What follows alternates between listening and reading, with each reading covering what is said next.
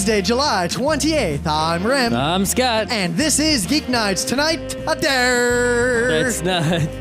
we gotta redo that. It's not... Durarara. Let's do this. So that's Dur. I guess that's the noise Rim makes most of the time. See, I realized the reason that is a bad way to introduce this show is that we could be talking about Rose of Versailles. No, that's derp. Well, that's derp if the P is silent. Dur is just Rim. Well, there's derp to dur, and there's derp to dur. No, those are all you.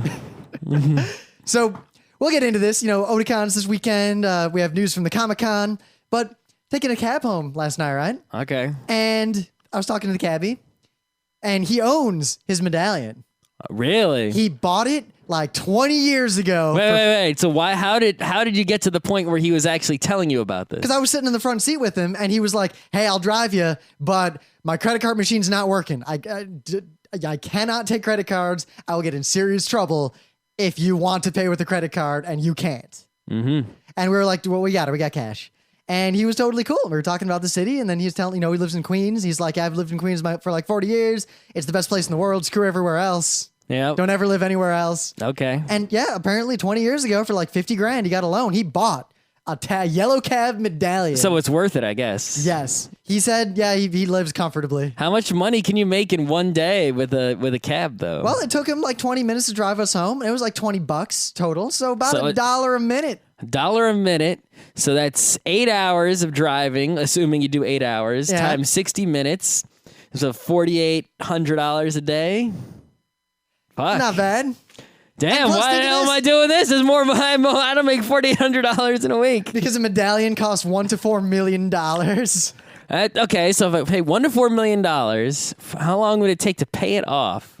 Remember interest, because you have to borrow that money. You don't have $1 to $4 million. Of course. I had to do some maths. Regardless, it's a lot of driving. It was pretty cool. But if he's been driving for 40 years, good deal. So we realized we haven't done a Monday show in for fuck ever. And we're not doing a Monday show right now either, are we? It's a Wednesday show. We got an epic Monday show coming. We haven't done a Wednesday show in fuck ever. So we had to do a Wednesday show. But we haven't done a Monday show in fuck ever. So we're back. It's Wednesday. And you know what? There's actually, for once, news in the animation industry. Well, also in the comics and everything else, because everyone saves all their freaking announcements for Comic-Con. I really, some other people were saying the same thing. Why do you save your announcement? Like, what's the point? Like, I don't get it. Well, it depends. Some industries, you want to announce when other people are not announcing, unless your announcement is big enough to where people will forget about everybody else. Well, I mean, the problem is, right, is Comic-Con is mostly movie shit nowadays, right? And people are actually saying maybe we should split it into, Movie Con and Comic-Con, because it's getting all over each other. But anyway, regardless, if some guy's announcing like, oh shit, we're going to make a movie about this superhero, that's going to be all over the news. And your announcement of my new comic is coming out, or, is not going to be heard by anybody. It's right? So you should just announce things as, when you have confirmed something like, aha, we have decided we will do this. It is a lock. We're doing it. Announce it right then. How about that day? The day after? The next convenient day? It depends. Don't hold on to it until Comic-Con, and then put it out there, and now it's lost in this big sea of people going, nah, nah, nah. But it could also be a kind of gentleman's agreement in the industry. If we'll all announce our stuff at this event where it is traditional to do so, perhaps people who run conventions this... What is the benefit of choosing Apple in that situation? Perhaps, remember, in the real world, unlike in just The Prisoner's Dilemma, you only really choose Apple when someone is bribing you with several additional apples. So where are these additional apples? I don't know. Maybe the comic industry. I mean, I don't know. I just, your dismissal of the practices of the industry, while usually warranted, I can see reasons why people might delay announcements or wait or... Give me a reason. All right, they know that press will be there paying attention at Comic-Con. If they announce it another time, no one gives a shit. No one even notices. Well, I mean, if it's a news about something that is not a movie, right? Those press aren't paying attention anyway. right? But at Comic-Con, there is press that cares. All the press but that if there's care if it is a comic or anime news, they're not going to pay attention anyway. The only people that are going to pay attention are things like Anime News Network or Newsarama or any of the comic nerd You're news forgetting, sites. Scott. You're thinking only of the above the radar fans. The below the radar people, they probably barely know that Comic-Con exists. And then right after Comic-Con, there's all this news, and they suddenly start like looking at articles and seeing stuff. And the rest of the year, they never even look. So the news is all at once, and then as a result, the nerds find out all at once. These people would otherwise never find out. Maybe there's a chance that the normal under the radar fan could go to the nerdy websites. Soon after the Comic-Con. It doesn't matter either way. And you just pick that date because that's a nice date to kind of plan to do all your announcements. And it's a nice tradition. And you're not under any pressure because you're in an industry with very long cycles. Yeah. Well, of course, there was actually very important news from the Comic-Con. I mean, that guy got stabbed to death, I heard, in Hall H. Oh, shit. Well, Hall H, H stands for hell.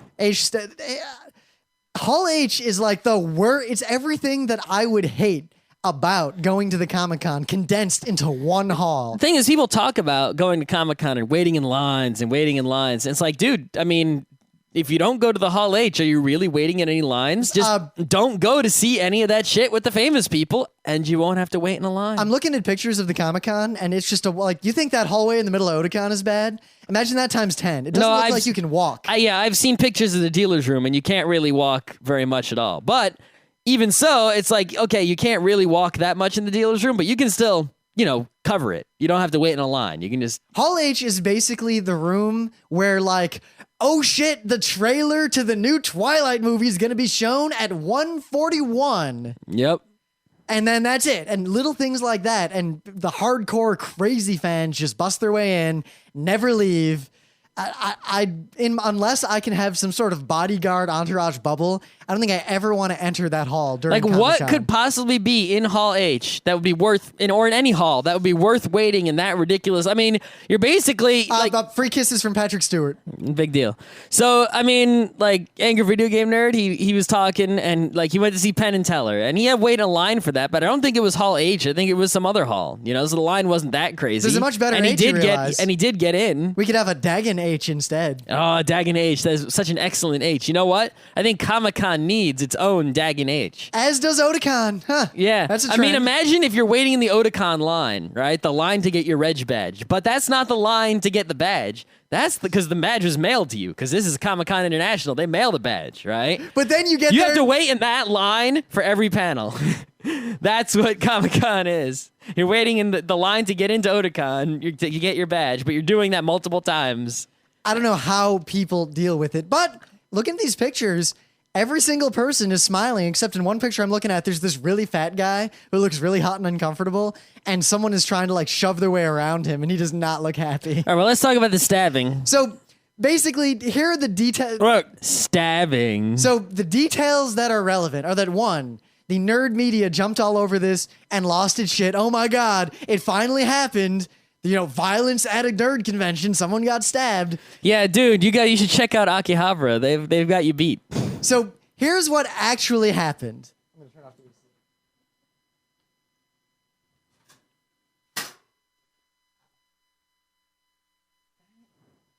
the Ow.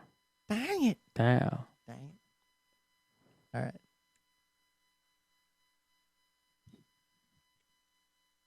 And it is the tiny details that make this wonderful. Like, for example, what panel it was that these two nerds were trying to see and what they were wearing. Wasn't it the Resident Evil movie thing? Yes, Resident Evil. We saw the big cardboard setup for that at the movie theater. It Evil looked pretty Afterlife terrible. Had a panel. All right, so that was in Hall H, right? That was in Hall H. Why would you wait in that insane line to see that? What person is this? They were already in the panel. In fact, the panel was almost over. Why? Okay. So, and near the end of the But I mean, why would anyone wait?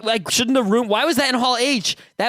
Why are there that many... Hall H, I assume, holds thousands, right? Scott, the room was filled for this. So there were thousands of people there to see the Resident Evil movie something? Scott, remember fuck? Remember when we went Remember when we went to see Inception and there was that crazy line to get into the theater? We're like, crap, we're not going to get a seat. And then the theater's like, no, that's the line for Salt. Walk right in for Inception. Yeah, what the hell was Salt? I don't even know. Angelina Jolie spy movie. It actually looks pretty good. But why Scott, would you wait in the line for that? Your strangely righteous indignation surprises me. I mean, it's not. I mean, I would wait in that line for free gold. Are they giving out free gold? I'm waiting in line. I'll wait in line the whole con for the free gold. But Scott, beauty's in the eye of the beholder, and for some people, Yeah, you know what's more beautiful than any Resident Evil movie? Free gold. And you know what they don't got? Free gold. for some people, Resident Evil Afterlife, like that is the movie. You know what I would wait in that line for to go into Hall H?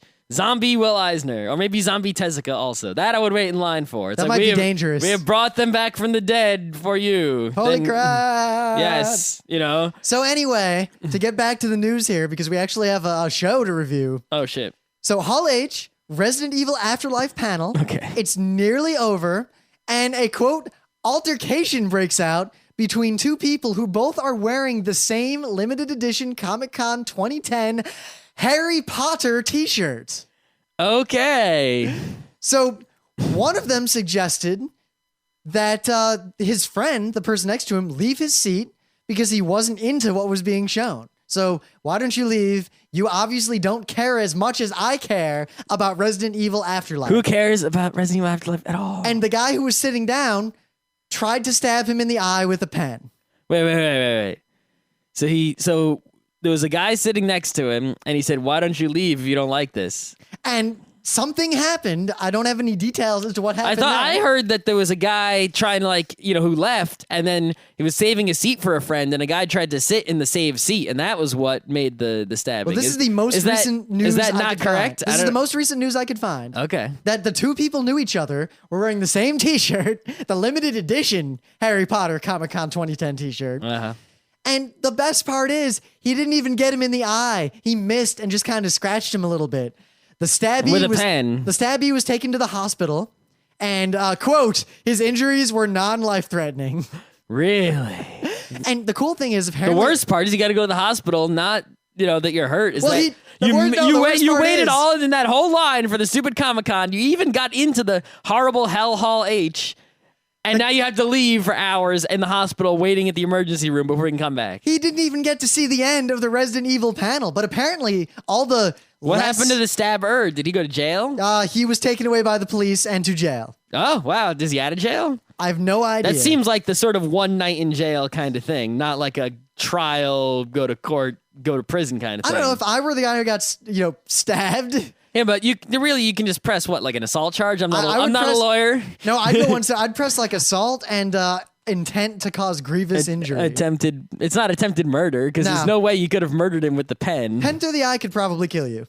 I don't know if it kill you, you'd lose the eye. If you went far enough back, brain right there. Okay, the odds of that are pretty unlikely. The most likely scenario in a crowded Hall H is that the ambulance would come and you would lose your eye, and you'd have a wicked cool limited edition Harry Potter glass eye for the next I think they were Comic-Con. selling them at the booth next to Hall H. No, they were selling the Resident Evil movie But glass apparently, eyes. once this nerd slap fight got out of control, and after the pen came out, everyone else in the room freaking jumped the guy and held him down until the police got there and took him away. That's how it's gonna go every Yeah. time. Well, remember way back, this was like Otakon 2003, that one guy went nuts and attacked that girl that we knew. What? You don't remember that? We were at Otakon. We were in the back room talking to the staff because we just run the club summit, and we were trying to join the Otakon staff way back then. So we're walking with a bunch of Otakon staff and talking to them about our plans, and it was either 2003 or 2004. I think it was 2003. And we're we're walking and we're yes, we've got it. We're in with the Otakon staff. This is awesome. And then we look up and I see Pete and a bunch of our friends standing around a fight that has broken out, and then they proceed to enter this fray and break it up. I don't remember the details of this. But do you remember this at all? I remember there was something going on, yes. That's all you remember. Yeah. There was one dude who was wicked angry, and he was related to somebody we knew, maybe. I'm leaving out the names for privacy reasons, but I'm surprised you don't remember who was involved.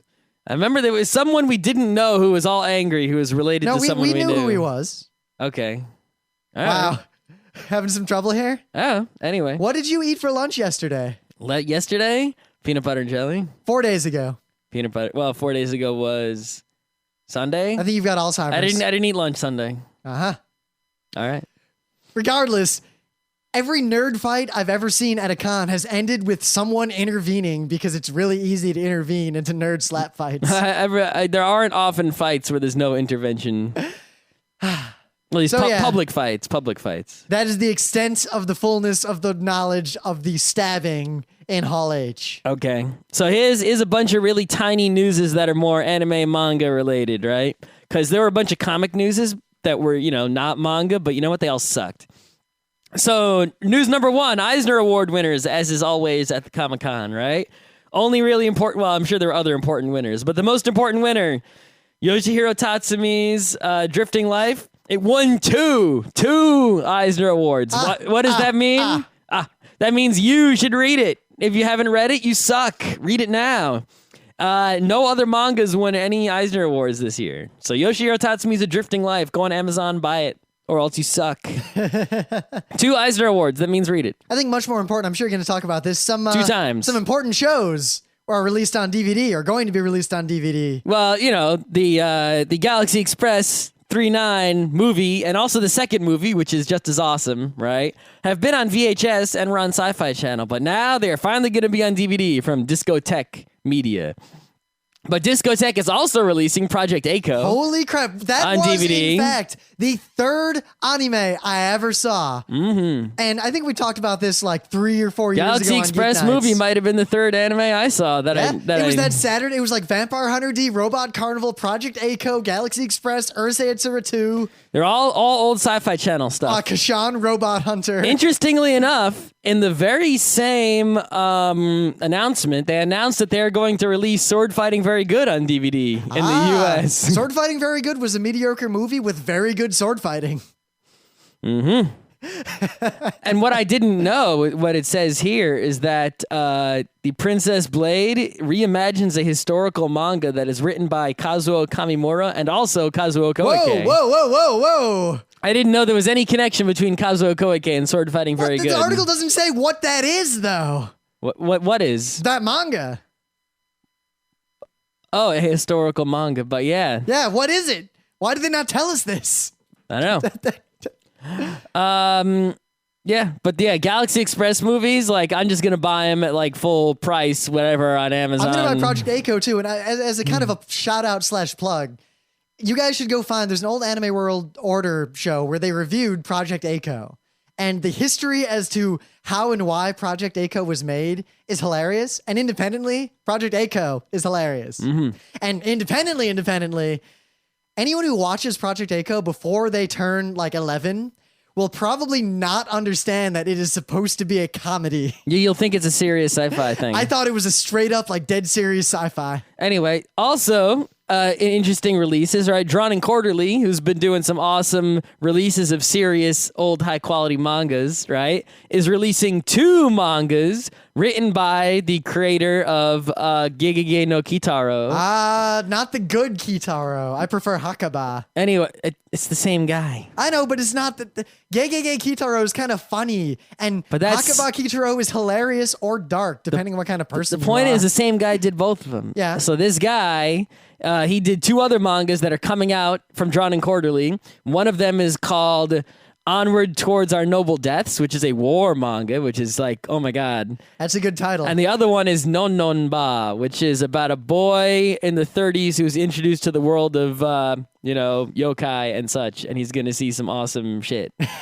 So, apparently that manga won the award for Best Comic Book at the Angoulême in 07, which is, if anyone doesn't know, Angoulême is basically the Comic-Con of Europe. So if you're in Europe, it's like board games, Essen, Comic-Con, Angoulême. Actually, randomly, one of my coworkers sent me an article about Essen. They were like, how come you don't ever go there every year? And I was like, because it's in fucking Essen. How am I supposed to get? Maybe we should go. You know what? Next year, Essen. Want it? This is dangerous because that's how we went to maybe PAX. Essen is still this year. Fuck. I can't go this year. I got too much planned. All right, we're gonna go to if Essen is this year still and it hasn't happened yet, we're not going. But the Essen of 2011. Watch, it's on the same weekend as PAX. Then we won't go. Yeah. But if it's just, Essen, we're going. Let's go to Essen. So briefly, I'd like But to, you know what? Well, if we go to Essen, let's also go and look at German castles and such and such and such. if I'm going to Europe, I'm taking at least a week off work. Probably two. Thing is, if it's in spring, I'm going to Japan in the spring, so we'll see. We'll see when the Essen is, but let's I don't even know. That's all right.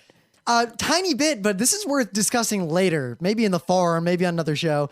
But the guy who wrote Cowboy Bebop, Dai Sato, basically said the anime industry sucks now, and it's gonna die within a few decades. And obvious. He has a lot of interesting reasons why, and it's worth Mad looking at props this to him article. for having the balls to speak up.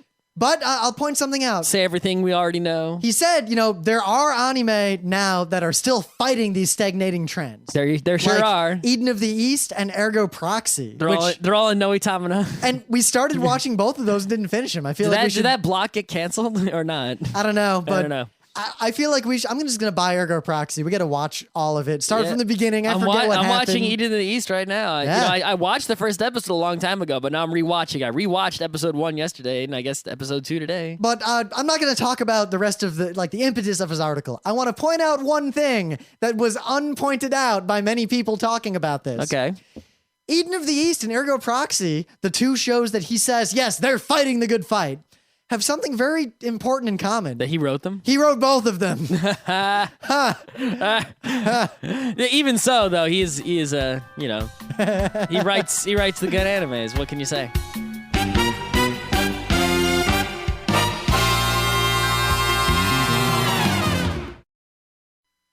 So things of the day. What do you got for me, Scott? Oh, you want to know what I got? Even though mine is vastly superior. So, one of the greatest anime voice actors of all time. Maybe not if the greatest. Well, it's either Pumpkinhead or Doge. It is Kararu. Norio Wakamoto. Doge. Kararu. Yeah, so he is awesome. And what I did not realize is I don't know if this is a meme or if he's actually doing this. I cannot tell, right? Either way, it's a thing of the day that is awesome. What we got here is there are multiple videos on YouTube that are Norio Wakamoto doing the opener to some anime. So his Norio Wakamoto sings Evangelion opener. Norio Wakamoto Ryofuku-chan opener. So, but the one that is my thing of the day is Norio Wakamoto sings Lucky Star opener. That is my thing of the day. Oh snap, you got to see this shit. And, well, hear this shit. Also, there's actually some legitimate documentaries, at least interviews with Norio Wakamoto on YouTube that you should totally check out. And plenty of other scenes where you can hear him doing awesome things like, speaking in English as the Catholic in Hellsing or being Chio's dad or whatever else he's doing. So that is pretty awesome. it's all about Norio Wakamoto today in Scott's Thing of the Day. So I have for you a list of the 10 most famous penises in the land. Scott Rubin. Well, maybe Juan Bautista dos Santos. That was me in a past life. You know what his deal was? It was so big. No, you know what his Wrapped deal around was? the world. That's why everyone knew it was so famous. Daddy 2 PP. Oh, shit. Both functional. For serious? For serious. Did the pee come out both? Actually, it talks about that. Here's a real picture of the double penis. Was it actually 2 penises? Yes. Or they were separate? Or was it he had just... They were separate. Or was it just the hose had a Y splitter? No, they were separate. Really? So he could actually... Maybe he had to pee on the right and then maybe later he had to pee on the left? Actually, the story as to who he ended up having a relationship with is quite amazing. Oh, wow. He could do the shocker, but There's the 0.5 millimeter penis that caused a children's book from Germany to be banned in America. Rim was the model for that book. Dirk Diggler. And it goes on from there. It's an interesting list. There's one disturbing one toward the end, 2 if you count John Wayne Bobbitt. Yeah. And Rasputin's penis is either very large or that is actually some sort of root vegetable. I doubt that is actually Rasputin's penis. If it is, they ripped out a sizable portion of that man. Well, if you, depending on which tale you believe, I mean, they would have had access to the entire body, so. So the meta moment, I suppose, is in order. Otakon is this weekend. We won't be there. This is the first time in almost a decade that we have not We have attended. been to 8 Otakons in a row. This would have been number 9. You almost said Otakon. Otakon. You said Otta. No. To this day, it amazes me when someone will say Otakon. Well, because, I mean, there's that guy in Metal Gear, right? And they always get confused. But it's Adam. It's our friend Adam who does it. He's been to Otakon for... It's Otakon, and it's for otaku, right? It is a con of otaku. So it's Otakon. It's for American otaku. Yes, but, you know... We have a slightly different definition of the word. It's otaku... Otakon. Yep, but Otakon is this weekend, the 30th, 31st, and 1st. We're not doing any panels at it. We'll see what we do next year. But one thing I will note for those of you who are going, they don't mail the badges. The line on Thursday is very long. The line on Friday is worse. Yes. There is going to be likely a severe thunderstorm in Baltimore Thursday while everyone's going to be in line trying to get their badges. Bring your umbrella. If there is a thunderstorm, I suggest to you... But I also suggest not to listen to me because I'm not liable if you get struck by lightning. Do not get out of that line because the Friday line will be a disaster. It always is. Yeah, Stand in that line Thursday, no matter what. If there's rain on Thursday, a lot of people will probably leave the Thursday line. This is just, logic, right? And they'll go to the Friday line where there won't be rain. You do not want to do this. The Thursday line, you will succeed in getting your badge, but the Friday line... The Friday line is multi-hours already. Now imagine if half the people on Thursday, and they get like 10 to 14,000 people on Thursday. If even a quarter of them get in the Friday line, and also a recommendation, shortly towards the middle of the day on Friday, what's going to happen is the lines will pretty much be gone, right? And the whole registration area sort of opens up and you can walk through there easily. As soon as that happens, go get your 18 plus wristband for violent movies, because otherwise you're going to have to wait. If you wait until right before the violent movies, you're probably going to miss some of them waiting in that stupid line to get your wristband. So get your wristband early in the day. Yep. Oh, God, we don't have as much other advice we should really give. There's going to be a lot of actually, there's going to be a lot of awesome stuff at Otakon that's not us. None of it's going to be us. So you should check it all out. Yep. Like Yoshida Brothers, check that out. Artist Alley, check that out.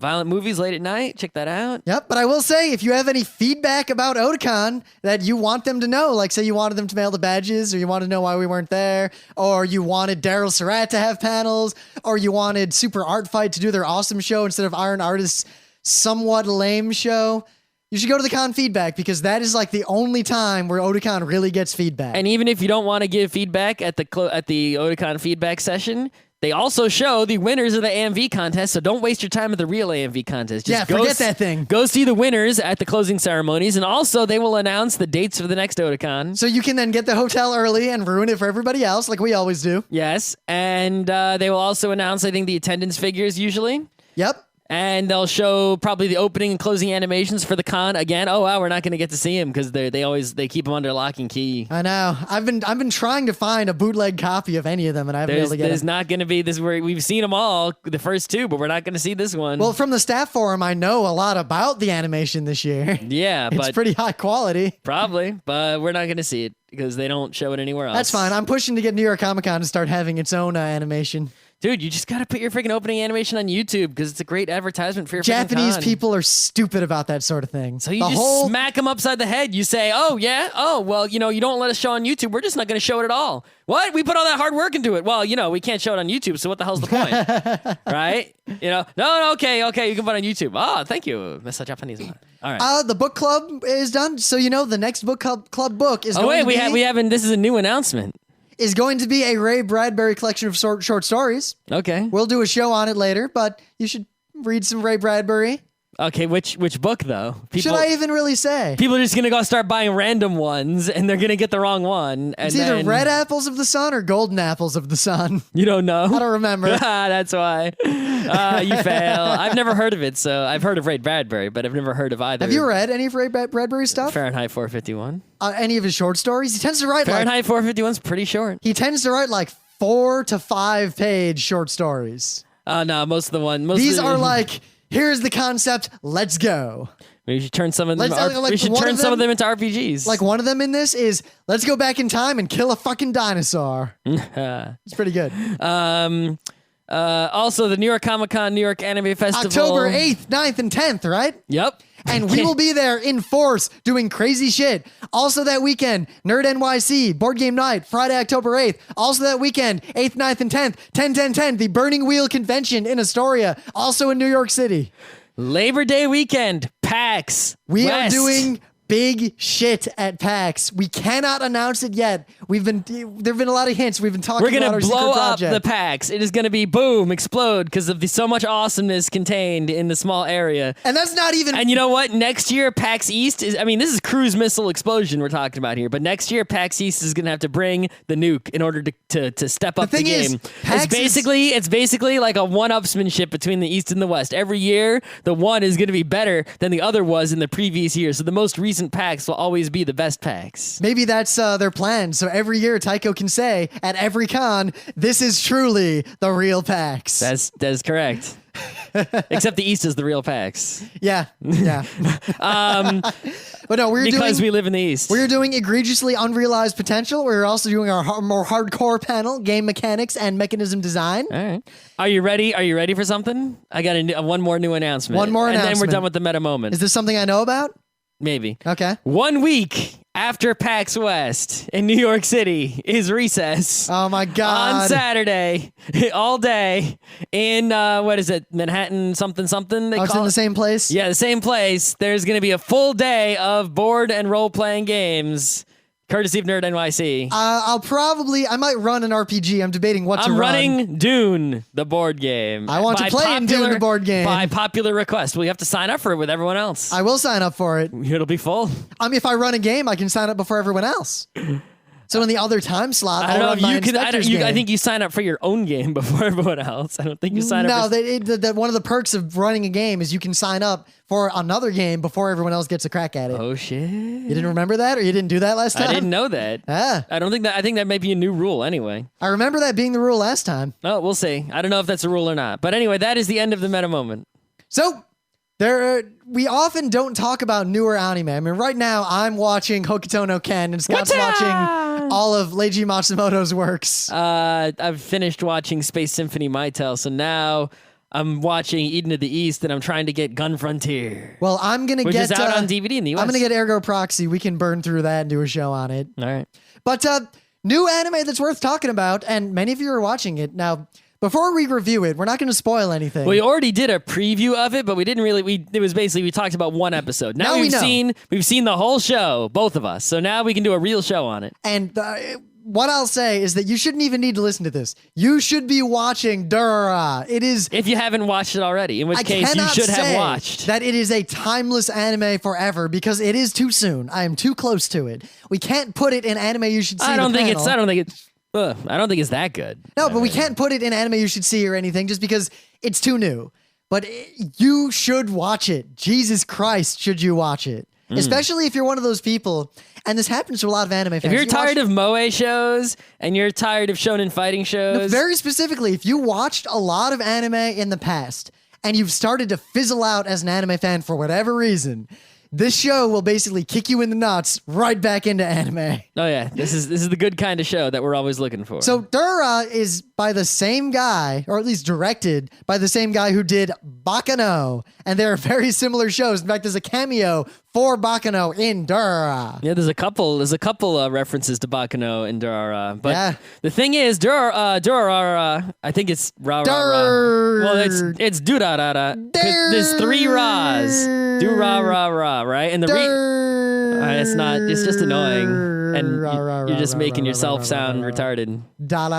Anyway, the reason it's called Durarara is because it's an onomatopoeia for, a motorcycle, and there is a very important character riding a motorcycle all around town. So it's like, it's based on some visual novels, as many animes and mangas are.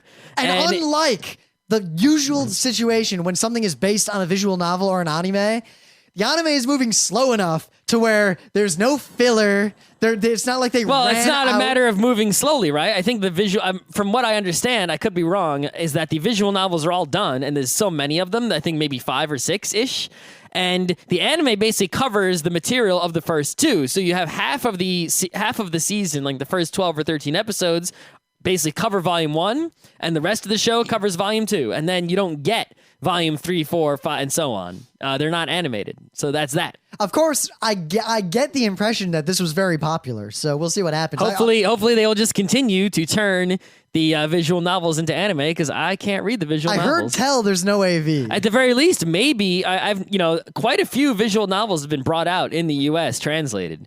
Not that many, but a few. While I would read this one, if they I haven't bought any of them yet, but if they translated this one, I would buy it. If they actually came out with all the volumes, just because I want to know what happens. So I look forward also to what things in the future, because Takahiro Omori, the guy who directed Baccano and Durarara, he's going to do another show. He's done 2 successful shows so far. Why wouldn't they have him do it? Well, not only that, look at his credits. He is one of the old guard people who clearly worked under other people and learned the trade the old way. All right, what else did he work on? He did like animation for X Driver. He was the series director for Fancy Lala. All right. He did a Lupin. He did you got to do a Lupin. If you haven't done a Lupin, you're not an animator. But here's the thing. The thing that we always look for, and this is the secret. Even C. Bennett did Lupin. If you find a guy who directed something and you see that he did like the key animation for a bunch of old stuff, he's probably one of the proteges. Mm-hmm. He did the key animation for one of the Urusei Yatsura movies. Uh-huh. Yeah. All right. And he directed a bunch of other stuff, and he's all over the place. But I think these two are the, Durarara and Baccano are the shows where he is finally like, I am directing, and I will continue to direct stuff like this until I die. I look forward to his next work, which I hope actually comes to be. And I hope he is not fired. We could go back and watch the end of Fancy Lala. Scott, he was the series director. I will let you go tell me the secret of the dinosaurs. Scott, he storyboarded the first and last episodes. Okay. He also directed the first and last episodes. And when you figure out the secret of the dinosaurs, just come tell me. You realize once I know the secret of the dinosaurs, I'm going to tell you that I know it, and I'm not going to tell you it. I'll just stab you with a pen. Near the eye, but kind of miss. So, while I'm wearing my limited edition. Unlike Durarara, Baccano, if someone has seen none of it, and you're trying to tell them what it's about, without spoiling anything or spoiling kind of the big reveals of the show or even the early kind of, oh, that's what the show's like. Baccano's very easy. It's about, immortal gangsters who are awesome. Let's rock. Mm-hmm. Durarara is about a bunch of people living in a district around Tokyo, like an urban area. You forget the name of it. Ikebukuro. Okay. It's not relevant. And interesting things happen. Well, I think a better explanation is that there are people that live in Ikebukuro, and things are pretty interesting because it's a happening kind of place. But there's all these urban legends. And they're real. But they're real. All of them. So it's like people are always whispering about there's a secret gang called the Dollars. Yeah, there really is. Oh man, there's a headless biker. Yeah, there really is. Yep. And it's like, or that black Russian guy who sells the sushi. He is crazy dangerous. Yeah, he's really got a is. backstory. Yeah. Shizuo dressed like a bartender, fucking beats people to death. Yep, right there. Yep, yeah, he does. He's crazy, super strong. And it's basically you take these urban legends. They're not. I don't know if these are real urban legends. I've never heard of any of them before. No. So it's like they made up a bunch of urban legends for the show, and then they all have something supernatural in nature, and they're all for reals. But and you have this huge cast of characters like you have in a movie like Snatch, and they all get mixed up in all sorts of different directions as crazy things happen. And there isn't really a quote main character. Some are more main than others. Some have the spotlight more than others. It can be argued that Celty is the main character. It can also be argued that Mikado is the main character. Yeah, Mikado is the main character. So, or you could argue that there are two main characters. The first is Celty because she is like the overarching plot driver. She's also the driver. Some of the time, but some of the time she's barely in it. But she's still like her story still ties them together in many, many ways. Yeah, but the other main character is the triumvirate of the three characters. Well, there's also Izaya, who is like the bad guy, but he's like always in everyone's business. It's like no matter which of the plots is going on, he's always into it. He's got his hands in there. So could it be, really, it's like he's never way in the front, but that's just because they don't want to reveal all his secrets. But he's always there. It's like the supporting guy who's, if he's there all the time and all these other main people have a greater spotlight, but they come and go, maybe he's equal to them in, mainness. But it's a show that moves very quickly sometimes and slowly at other times. But the end result is it's not a show that's easily predicted. I mean, you can predict like certain major plot points like you can with any show, but the show will kind of just throw you for a loop, or they'll ask a question like, what is the secret of it's this. Now what? And the other thing is that there's a lot of times where you know something, but different characters don't know it. So it's like, I know all these things, but he only knows this subset, and he only knows this subset. And if only these characters would all just tell each other what I know they all know. Oh my God. Or that they know that the other person doesn't know that they know. So at the end of the first story arc, there's one big reveal of, that's not so-and-so, that's so-and-so. I didn't see that one coming.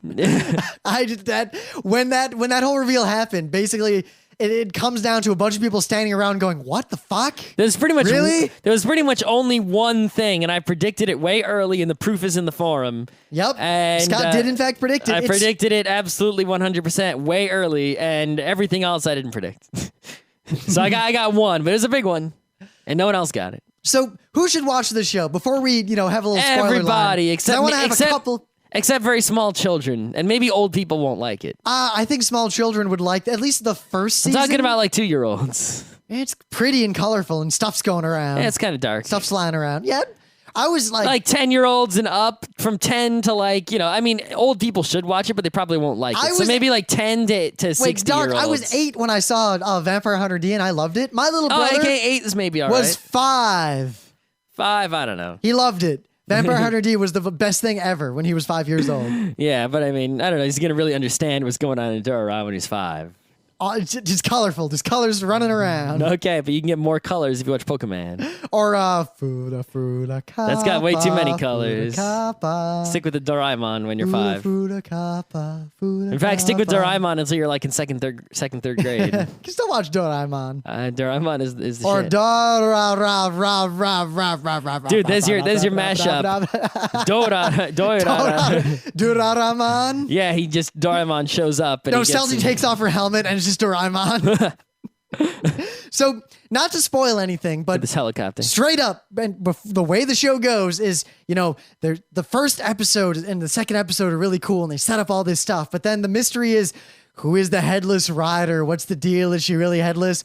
Right away, they answer that straight up, and she is just a character from that point forward. Yeah, it's like, oh, there's a mysterious headless rider. Then like episode 4 or 5, it's like, the headless rider. Hello, how are you? She's just cool. I'm hanging out in my house. I'm the headless rider. She's scared of aliens. She talks to people with an iPhone. Yeah. It's like, what's up? Yeah. Someone's like... It's not like one of the other characters discovers it. It's like suddenly there's an episode just focusing on that character and just reveals all. At least reveals most. And then later someone's like, show me what's under your helmet. And she's like, okay. And he's like, oh, okay, cool. All right. Let's go. I see what's under that helmet. I see what you did there. Yeah. Okay. So... I don't know how the helmet stays on. That's my problem. Well, her clothes, everything else stays on, and half of it's formed by her magic. Well, that's because she has a body. Yeah, but she forms her clothes with magic, remember? Oh, right. She makes all those other helmets. Oh, that's right. Yeah. That's right. I forgot about that. Magic. Yeah, there's a lot of magic in this show. Not as much as you'd think, unless you count the internet as being magic. The internet is magic. It's funny because, some characters, like Celty, has powers, straight up. And Shizuo, the strong guy, technically... It's not so much that he has powers, but Shizuo just kicked so much ass. Shizuo is so awesome. Oh, I saw my God. Some awesome people cosplaying as Shizuo, and it's actually cool cosplay because instead of carrying around a big stupid sword, you carry around like a signpost or whatever. Or like the railroad sign. I saw some guys at ConnectiCon railroad tie doing that cosplay. It was pretty good. Plus, and I love his backstory, and there's a scene where he gets... I can't spoil it, but it's awesome. You should watch this show. Anyone will like this show. It's a Cowboy Bebop-y show where pretty much It's not quite as good as Cowboy Bebop. No. Not in terms of goodness, but in terms of it's fun. It takes you along for a ride. It's both serious and funny. Good soundtrack. It kind of fades into the background, just accents the point. It's no Yoko Kanno soundtrack, but it's there. Sure. The first opener I really, really like. Yeah. Second opener, The only thing I can say that's negative about the show, really, is that... It pulls a Prince of Nothing. Right away, they're like, there's going to be a holy war. And the whole series ends, and it's basically, We're almost at the Holy War. Well, I think it's because you're only getting two. That was the negative thing is you're only getting two of the light novels. So you're not getting the whole story. So even though each individual light novel sort of wraps itself up, and at the end of the series you get closure, you don't get the full closure because you only have 2 out of X parts, you know? So it's like if you're watching Star Wars, any individual Star Wars movie stands on its own and has an ending to itself.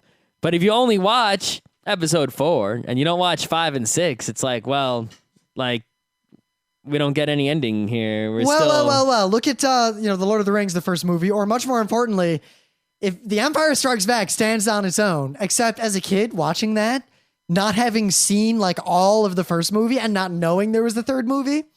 That ending is basically, what the fuck? Really? That's how it ends? Yeah. Nothing, no one won, and they just run away? Oh, no, the bad guys won. Yeah. Tiglo Carbon. When my dad was like, there's a third movie, you know? Okay. But before we move on to a couple of spoilers, I'll say this. The Durarara has a plot in the kind of the first 13 episodes or so that resolves itself in a very satisfying way and answers many, but not all of the questions. The second season raises a whole different set of questions and answers most of them. Well, I think the first season, relies a lot on the fact that it's introducing all these characters, so it can make most of the plot being revealing the characters. Yep, as in reveal a character. Whereas once all the characters are revealed, the rest of the series is about the conflicts between the characters unfolding and switching and whatnot. It works because every character in this show is the short guy wearing a white suit in that Simpsons episode with the Chinese and the Yakuza and all the fighting. Yep. Because every character is kind of just there, and then they have their moment where you find out how completely crazily badass or scary they are. Or both. Badass crazy. I think my favorite characters are the van people. They're pretty good. Like all of them together. Because how can they compete with Russian sushi? I don't know. It's so tasty. The van people are and so cheap. just like, yeah, let's go. Rah, la, la, la, la. But then there's the head guy. I forget his name, but he's just awesome, right? And then there's the otaku in the back of the van. But they're crazy awesome when they want to be. But there's the fourth guy in the van, and it's like, what? He's just sort of there. He's the van driver. Yeah, it's like, I don't know. I don't get his deal. He's the initial D drive and getaway guy. Maybe. I don't know. Anyway. The show is great. So we're going to spoil some shit about the first season now, just so we can talk about it to make this worthwhile to people who listen to our preview and already watched the show. So spoilers. Oh my God, everybody dies and the show resets. Yeah, it was all just a fucking dream. No. So anyway, the thing that I predicted correctly, right, was that Mikado was the head of the dollars. Yep, right? and that was... It was so obvious because... But I love that because the you have story... this completely normal guy, right? And you have this whole... During the show, there's always this internet typing going on, right? And he comes into town and he's totally boring, but there's this dollars thing. And it's like, oh, well, obviously, this normal guy, right? There has to be something about him that's crazy, secret awesome, just like there is for every other character in the show has a secret awesome. And he's the only one who doesn't look like he has a secret awesome. But the only thing in the show that isn't already attached to somebody is the dollars. It's like, well, what's the dollars? It's this thing. Obviously, that secret awesome that's just sort of unattached attaches to the guy without any secret awesome, right? That's just there. That's how it goes. Everyone else has something to go with already. That is, they already got their shtick. He didn't have a shtick. There's a shtick without a person. The person with no shtick without a person. Boom, done. But also, I like how people all have these kind of powers, whatever they may be, and his power is basically 4chan. It's a good power to have, especially when it actually works. It makes it really interesting. And the way he used it, like, that was the moment when the show went from just being really, really fun to also being, like, really, really well executed. The way he uses the 4chan power and the end of that, and then all the reveals happen. Yeah, but then in the second half of the show, he starts to use it a little more frivolously. Oh, yeah. The second half... Still to great effect, but... Not like the first time. Well, the first time, that moment, just when everyone's looking at their phones, and then they all look up, and all the people who aren't looking at their phones are like,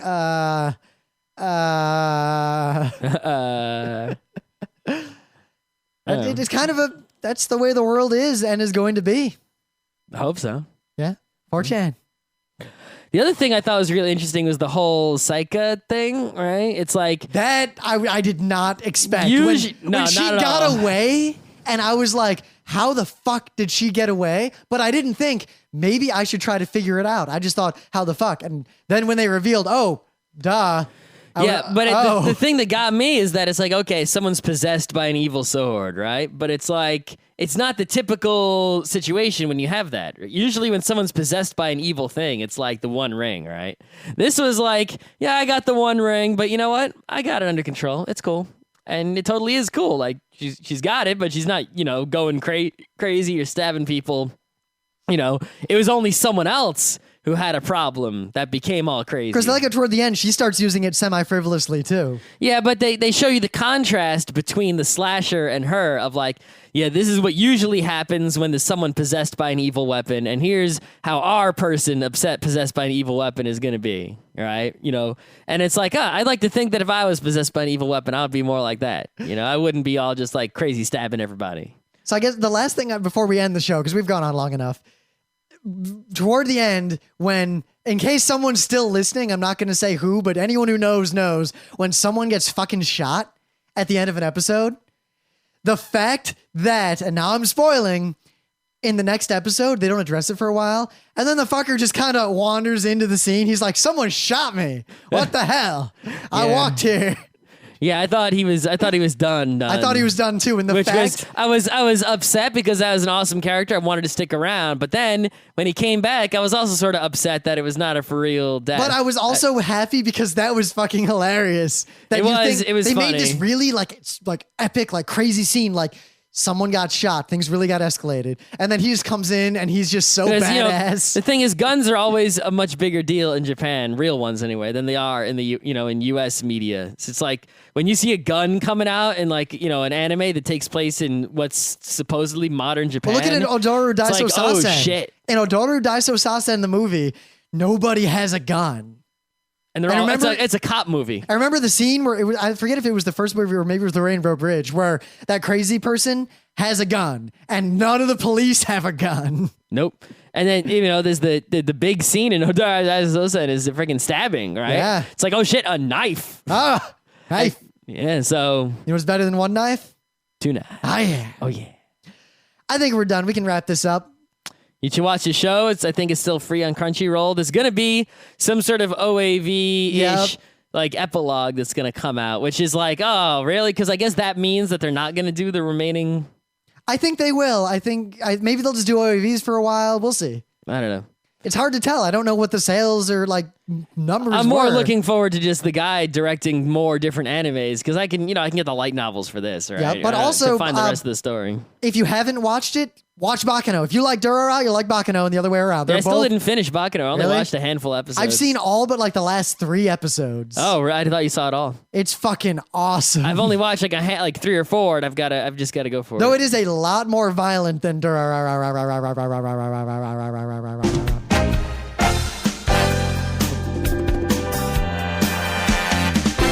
This has been Geek Nights with Rim and Scott. Special thanks to DJ Pretzel for the opening music, Kat Lee for web design, and Brando K for the logos. Be sure to visit our website at frontrowcrew.com for show notes, discussion, news, and more. Remember, Geek Nights is not 1, but 4 different shows. Sci-Tech Mondays, Gaming Tuesdays, Anime Comic Wednesdays, and Indiscriminate Thursdays. Geek Nights is distributed under a Creative Commons Attribution 3.0 license. Geeknights is recorded live with no studio and no audience. But unlike those other late shows, it's actually recorded at night.